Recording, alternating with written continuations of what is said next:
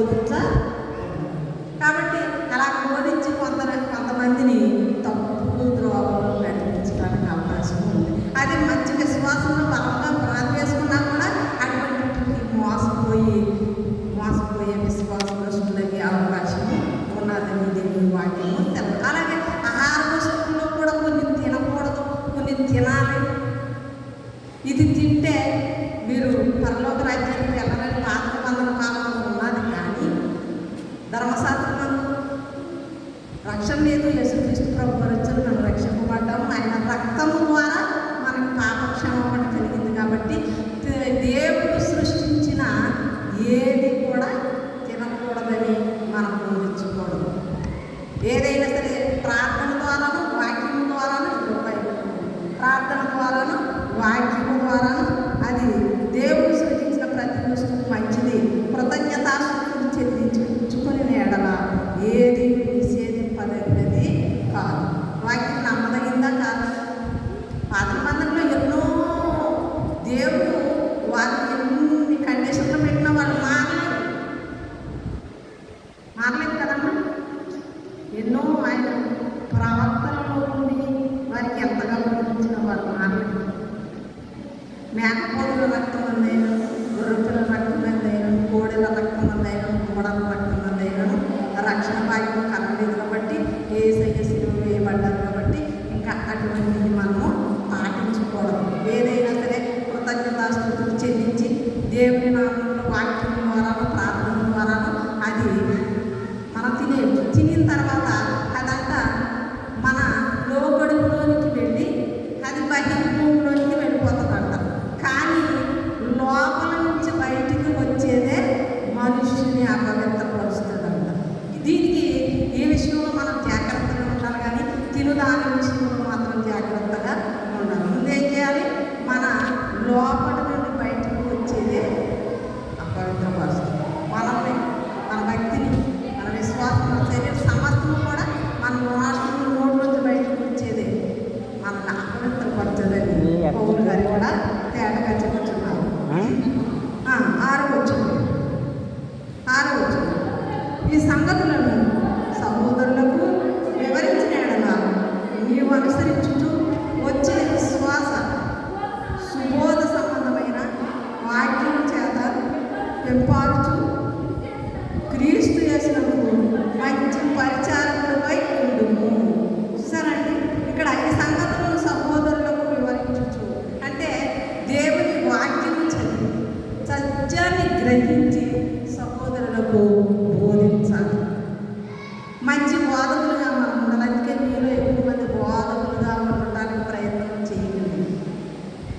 ఎందుకంటే బోధించి బోధించకుండా తీర్పులు ఉంటాయి. దేవుని వాక్యం సెలవిస్తాం. బోధించే మనము ఎంత జాగ్రత్తగా ఉండాలంటే చాలా జాగ్రత్తగా ఉండాలి. కాబట్టి ఇక్కడ ఏమంటాడంటే ఈ సంగతులను సహోదరులకు వివరించిన ఎడల నీవు అనుసరించుచు. ఎందుకంటే ఇతరులకు మనం బోధించినప్పుడు ముందు మనం ఏం చేయాలి? మనము అనుసరించాలి.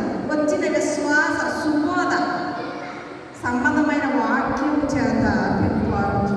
మనము వాక్యం చేత బలపడాలి. వాక్యం చేత మనం మరి పెంపారుచు అంటే మన పెంపకం ఎలా ఉండాలంటే మనం ఉదయం లేచిన కాడి నుంచి ప్రతి విషయంలో అన్ని ఆహార వస్తువులు మనం తింటాం కదా. అలాగే మన శరీరము ఉదయం నుంచి అన్ని సాయంకాలం వరకు మన ఇతరులన్నీ తింటేనే కానీ ఒక పూట అన్నం మానితే మనం బాగా పడిపోతాం. 3 పూటలు తిన్నాం, 3 పూటలు ఒక పూట మానితే పనిహీన పడిపోతాం. అలాగే వాక్యం కూడా వాక్యం చేత మీరు పెంపారుచు. వాక్యంతో పెంచబడాలి. బోధకుల వాక్యం పిలుచుండాలి. ఎందుకంటే మనల్ని దేవుని యొక్క సత్యమైన సజీవ వాక్యం ఇది. మనల్ని జీవింపజేసే వాక్యం, మనం బ్రతికించే వాక్యం, మనల్ని నడిపించే వాక్యం. కాబట్టి మనం ఆ వాక్యము చేత పెంపారుచు క్రీస్తు యేసునకు మంచి పరిచారకుడిపై ఉండమంటాడు. ఎవరితో చెప్తా ఉన్నాడు? తిమోతికి లెటర్ రాస్తూ ఉన్నాడు పౌలు గారు. ప్రియమైన దేవుని బిడ్డలారా, మనం కూడా ఈ దినాన్ని దేవుడు మనకి లెటర్ రాస్తూ ఉన్నాడు అన్నమాట. మీరు ఈ విధంగా ఉండాలి. హెచ్చరించుటైన, బోధించుటైన, అన్ని విషయంలో మితముగా ఉండాలి. అపవిత్రమైన ముసలమ్మ ముచ్చటలను విసర్జించి దేవుని విషయంలో నీవు నీకే సాధనను చేసుకును. ముసలమ్మ ముచ్చట్లకి మనకొద్దు. అదిగో అక్కడ క్రీస్తు, ఇదిగో ఇక్కడ క్రీస్తు, అదిగో అక్కడ స్వస్థత, ఇదిగో ఇక్కడ స్వస్థత. మంచిది అయితేనే నువ్వు అనుసరించినాడు. ఏమా కడవరి దినములలో కొందరు అగత్తికులు వేషధారులు కలిగి ఉంటారు. జాగ్రత్త. మంచి దానిని అనుసరించు. మన వాక్యం తెలిసిన వాళ్ళు కూడా తెలియని దాని గురించి మనం పరిగెత్తకూడదు, అనుసరించకూడదు, వాటికి లోబడకూడదు, విశ్వాస భ్రష్టులకు కాకూడదు అనగా 8వ వచనం. శరీర సంబంధమైన సాధనలు కొంచెం మట్టికే ప్రయోజనకరము, కానీ దైవభక్తి ఇప్పటి జీవన విషయంలోనూ రాబో జీవన విషయంలోనూ వాగ్దానంతో కూడిన దైవంతున అది అన్ని విషయంలోనూ ప్రయోజనకరము. చూసారండి, శరీర సంబంధమైన సాధన ఏదైనా సరే అప్పటికప్పుడే అది నిరర్థకమైపోతుంది. ఇప్పుడు ఏంటంటే దైవభక్తి ఏమా జీవము విషయంలోనూ రాబో జీవము విషయంలో. ఇప్పుడు మనం బ్రతికి ఉన్నాము అంటే దేవుని వాక్యం చేత బ్రతికించబడుతున్నాం. మళ్ళా రాబో జీవం, ఇప్పుడు జీవం వేరు, రాబో జీవం వేరు. మరి మనం రాబో జీవం అంటే పరలోక రాజ్యంలో మనం ఎప్పుడు కూడా సజీవులుగా ఉండాలి అని అంటే మనము ఇక్కడ ఉన్నప్పుడే దేవుని వాక్యం చేత మనము బోధించబడాలి, మన హృదయము కడగబడాలి. అందుకని ఇక్కడ జీవ విషయంలో కానీ రాబో జీవ విషయంలో కానీ మీకు అది ప్రయోజనం, అన్ని విషయంలోనూ ప్రయోజనం. 9వ వచనం. ఈ వాక్యము నమ్మదగినది, పూర్ణాంగీకరణకు యోగ్యమైనది ఉన్నది. మనుషులందరికీ రక్షకుడు, మరి విశేషముగా విశ్వాసులకు రక్షకుడైన జీవము గల దేవుని యందు మనము నిరీక్షణ ఇచ్చి ఉన్నాము కనుక ఇందు నిమిత్తము ప్రయాసంతో పాటుపడుచున్నాము. విశ్వాసము బట్టి ప్రయాసంతో కూడింది. ఒక విశ్వాసంలో కొనసాగాలంటే ఎన్నో ఆటంకాలు ఉన్నాయి. ఆ ఆటంకాలన్నింటినీ కూడా మనము తప్పించుకోవాలంటే మనకి ఏం కావాలి? ప్రార్థనా శక్తి కావాలి, ధైర్యము కావాలి. ఎవరైనా ఏదైనా అంటే మనకు లోబడిపోయి మన విశ్వాసంలో తప్పిపోయే బలహీన స్వభావం మనలో ఉండకూడదు. కనుక మనము ఏ విధంగా ఉండాలి? ఇంకా మరి 11వ వచనంలో చూసినట్లయితే తిమోతికి చక్కని హెచ్చరికలో దేవుడు చేస్తూ ఉన్నాడు. ఈ సంగతులను ఆజ్ఞాపించి నీ యవ్వనమును బట్టి ఎవరు ధృవీకరింపనీయము కానీ మాటలోను, ప్రవర్తనలోను, ప్రేమలోను, విశ్వాసంలోను, పవిత్రతలోను విశ్వాసులకు మాదిరిగా ఉండు.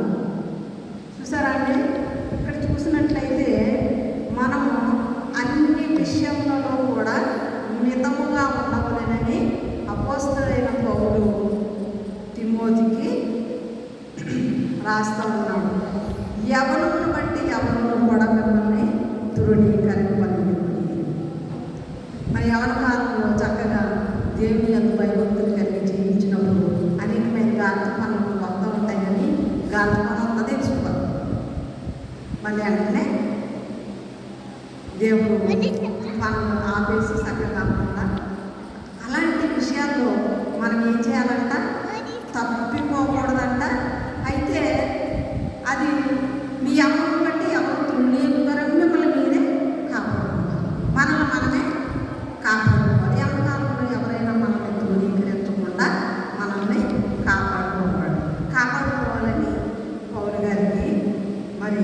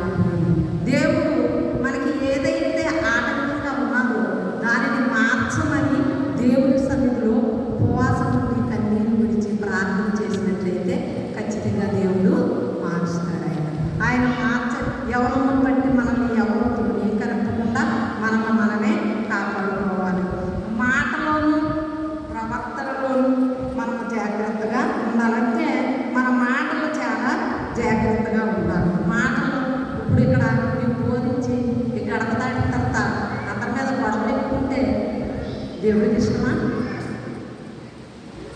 మాటలు కాని మాటలు పడితే దేవుడికి ఇష్టమా? మరి మనం దేవునికి ఇష్టలుగా దేవుని ప్రేమించేవారిగా ఉంటే మనకు వచ్చే ఆశీర్వాదం ఏంటో ఈ దినాన్ని మధ్యాహ్నం మనం చదువుకున్నాం కదా. అందుకని మన మాటలు జాగ్రత్తగా ఉండాలి. తర్వాత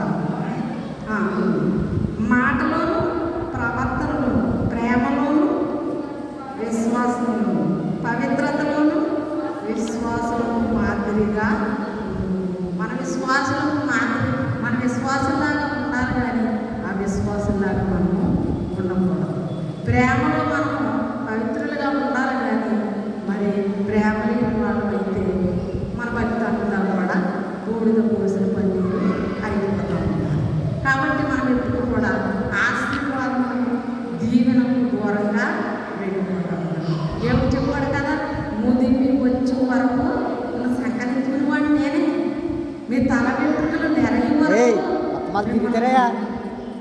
కాపాడేవాడు చెప్పాడు. కానీ ఎవరైనా మనం ప్రేమిస్తే కొంతకాలంగా ప్రేమిస్తారు, కానీ ముదిమి వచ్చే వరకు ఎవరు ప్రేమించరు కదా. ఎవరైనా ప్రేమిస్తారో ముదిమి వచ్చే వరకు మధ్యలోనే విడిచిపెట్టేస్తారు. కానీ మన దేవుడు గొప్పవాడు. ఆయన ముదిమి వచ్చే వరకు మనం పర్యంతం కూడా ఆయన మనల్ని కాపాడి మన ఆయుష్కాలం ఎంతవరకు అయితే ఉందో అంతవరకు ఆయన నమ్ముకున్న బిడ్డలు ఆయన ప్రేమించేవారు ఆస్తికర్తలుగా కూడా చేతారని ఇదే మధ్యాహ్నం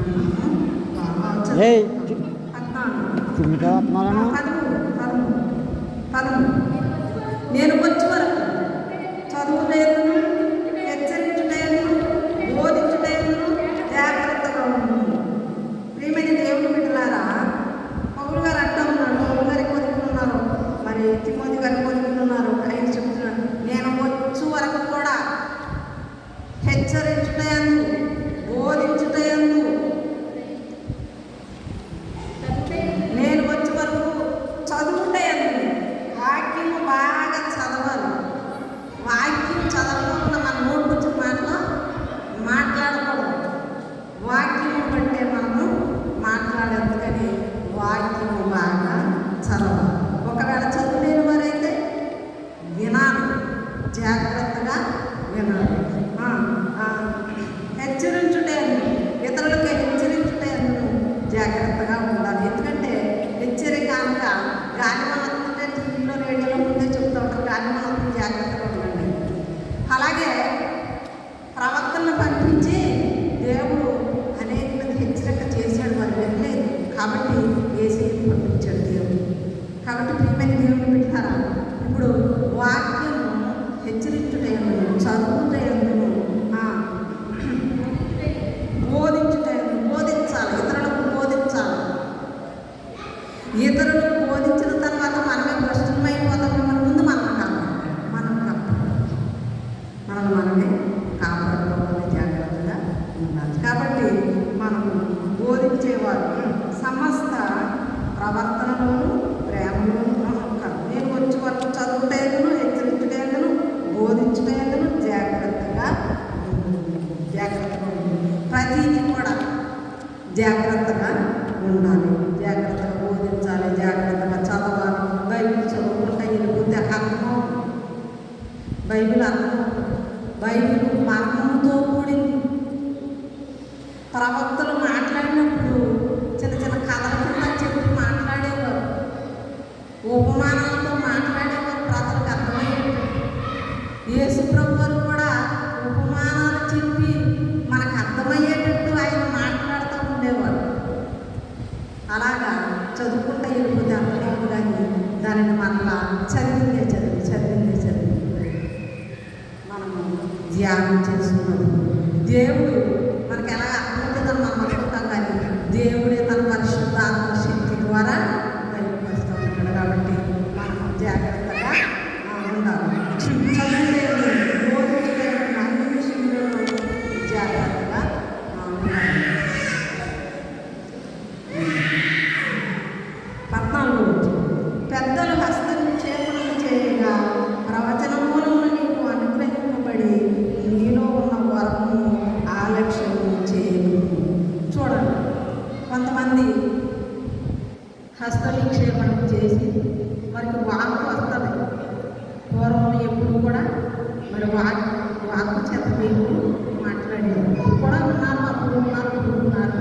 దానిని మనము దేవుడు మనకు బయలుపరిచిన దాన్ని మనమంట ఏం చేయకూడదంట, ఆలక్ష్యం చేయకూడదు.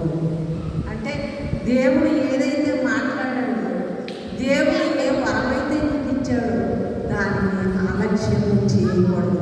వెంటనే దాన్ని మనము అనుసరించాలి. నీకు పాటలు పాడే వరం ఉన్నదా? పాటలు పాడాలి.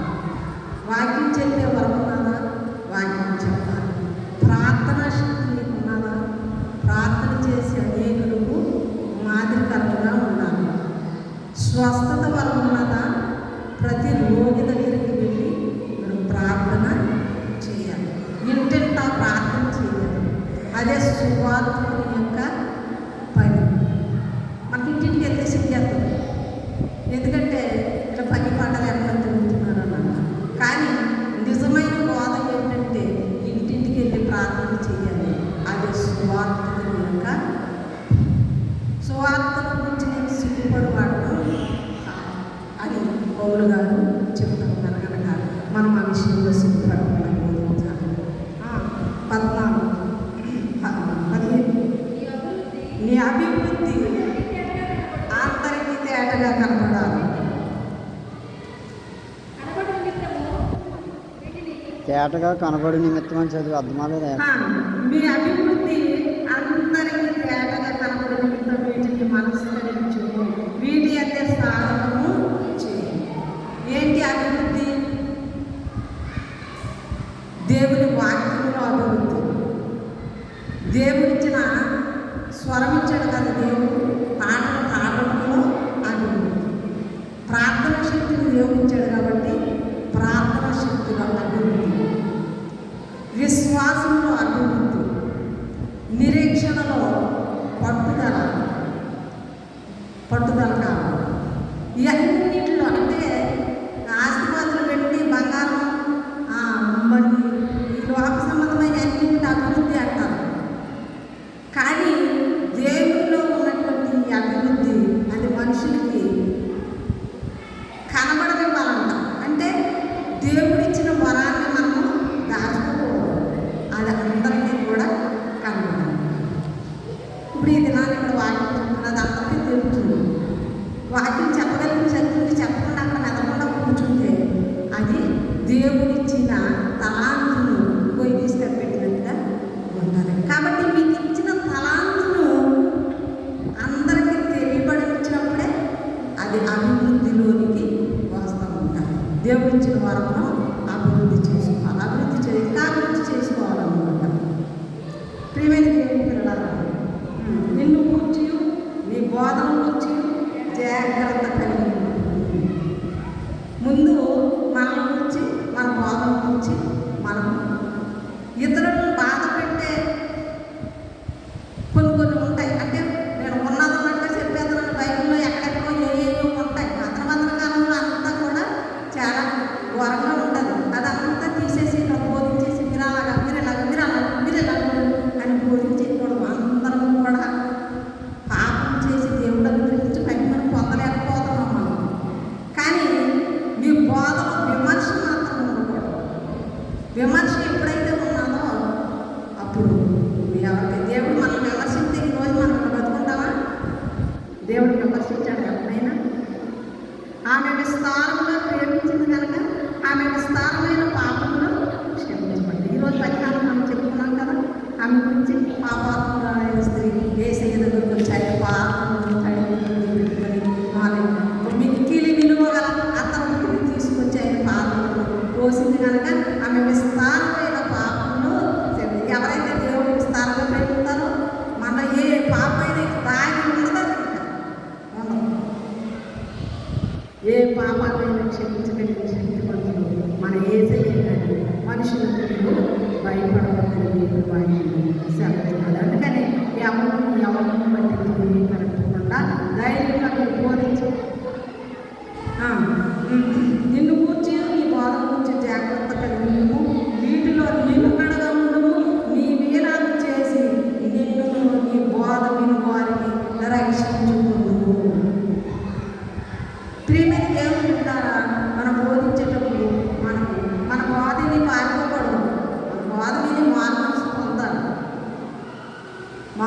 పొంది దేవుని యొక్క భయభక్తులు కలిగి జీవించేవారుగా వాళ్ళు మన దేవుని దగ్గరికి తీసుకోవాలి. నిన్ను గురించి నీ బాధలు విలువాన్ని రక్షించుకుందును.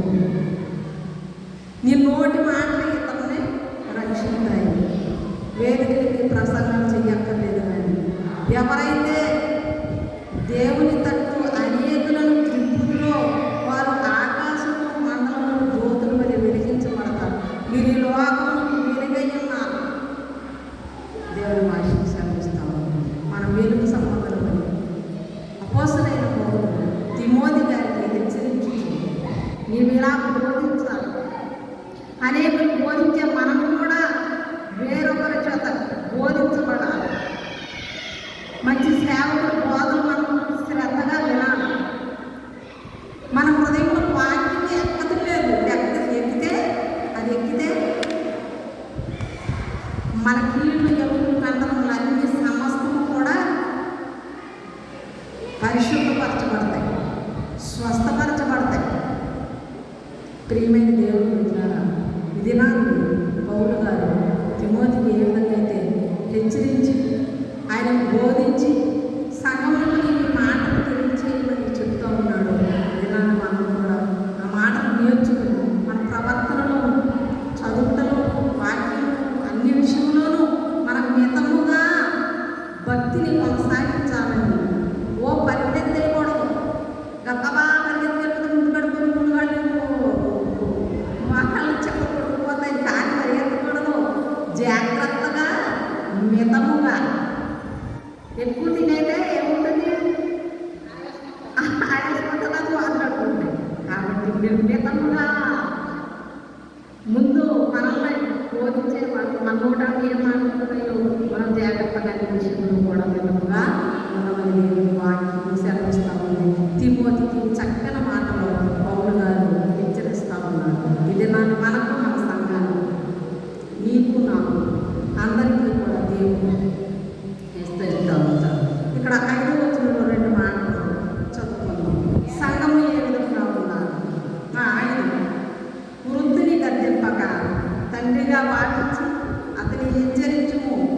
అన్నదమ్ములని, యవనులను, తల్లులని, వృద్ధ స్త్రీలను, అక్క చెల్లెళ్ళని పూర్ణ పవిత్రతతో యవన స్త్రీలను హెచ్చరించుము.